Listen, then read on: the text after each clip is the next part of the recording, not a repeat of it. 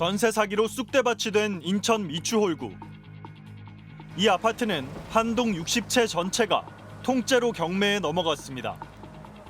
현재까지 경찰이 확인한 전세 사기 피해자는 전국에 3,000명 가까이 됩니다. 이 사람들은 어디로 가야 할까요? 정부 대책은 크게 두 가지입니다. 먼저 경매로 넘어간 주택을 피해자가 희망할 경우 우선 매수할 수 있는 권한을 줍니다. 하지만 이미 대출받아 마련한 보증금도 다 못 받을 처지인데 또 빚을 내기는 피해자들 입장에서 큰 부담입니다. 우선 매수권을 받는다고 해도 어차피 저는 대출을 받아서 이 집을 사야 되는 거예요. 어쨌든 대출이에요. 낙찰을 받는다고 해도 전혀 도움은 안 돼요. 아니면 LH 등 공공기관이 매입한 피해 주택에 공공임대로 최장 20년간 살 수 있도록 했습니다. 문제는 재원입니다.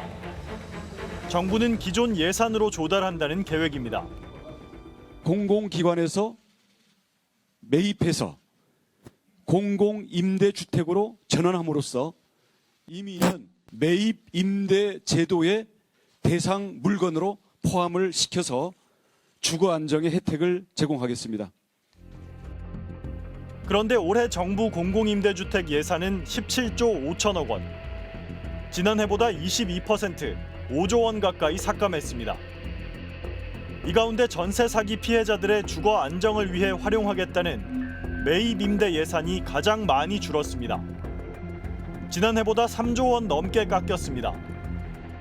반지 하나 고시원에 사는 주거 취약계층들을 위한 임대주택을 확보하는 데에도 예산이 빠듯한데 전세 사기 피해자까지 대상자가 더 늘어난 겁니다. 추가 예산이 있어야지 지금 더 어려운 사람의 돈을 뺏어오는 형국이 되는 거잖아요. 그래서 이것도 지금 매입 임대가 추가 예산 없이 하는 거는 지금 유명무실하다. 정부가 줄인 공공임대주택 예산은 더 있습니다. 수도권에 최대 1억 3천만 원까지 전세 보증금을 지원해주는 전세임대도 3,500억 원, 8% 가까이 깎았습니다. 이미 사업 진행에 빨간불이 들어왔습니다. 지난 5월 LH는 갑자기 전세 임대 사업을 중단한다고 공고했습니다. 이유를 묻자 전세 사기 사건이 발생해 3, 4월에 신청자가 몰려서 그런 것 같다며 조만간 예산 소진이 예상됐다고 했습니다. 굉장히 주거 빈곤층에게 동학줄 같은 그런 제도인 건데 이것을 중단시켰다라고 하는 것은 사실은 동아줄을 끊은 것이고 주거사다리를 걷어찬 것과 정말 다르지 않은 거죠. LH는 한 달여 만인 지난달 29일부터 다시 전세 임대를 공급하겠다고 했습니다. 대상은 반지 하나 고시원에 사는 주거 취약계층 등으로 한정했습니다. 기존 수혜 대상이었던 기초생활수급자나 한부모 가족, 신혼부부, 대학생은 받을 수 없습니다. 물량도 서울 353가구, 전국 1,500가구로 제한됐습니다. LH가 각 지자체에 보낸 공문엔 기금 소진 시 지원이 중단될 수 있다면서 초과 물량은 접수받지 않는다고 빨간 글씨로 유의사항을 전달했습니다. 취약계층에게 돌아갈 수 있는 물량이 줄어들 수밖에 없는 거죠. 을과 을의 싸움으로 지금 공공임대주택에 관련해서 뭐라고 얘기는 하든 공급 총량이 지금 줄어들고 있는 상태에서 과거에 비해서 취약계층들이 기회가 줄어들고 있는 건 현장에서도 그런 얘기들을 많이 하시더라고요.